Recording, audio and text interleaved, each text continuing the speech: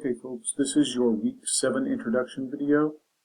This week your discussion is going to be about stuff that we could have covered in the last chapter, but the timing didn't work out extremely well.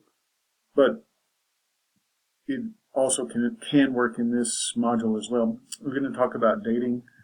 This is something that has certainly changed to a really large degree if you compare back to whenever my grandparents would talk about dating to certainly whenever folks that are in their teens and 20s and 30s that are now, how they feel about dating. So I want you to kind of go through the prompt here and realize about how much this stuff has changed, okay?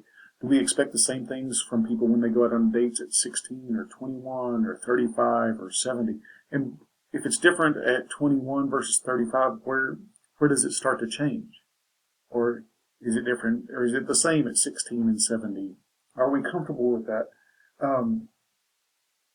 The chapter that you're going to read is about communication, power, and conflict.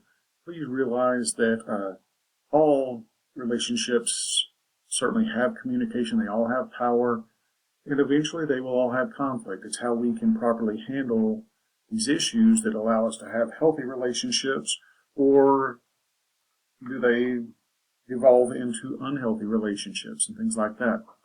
There is no one way that is the right way to do all this, although I can say there are probably some ways that I would always consider the wrong way if you were handling conflict with violence or intimidation or abuse. That I think that most people would certainly always find that to be the wrong way to handle a relationship. If you have questions, be sure and email me, and I look forward to seeing your work in MindTap as well as in the discussion. Please remember that the discussion and the MindTap writings, those are your chance to show me how well you understand the material.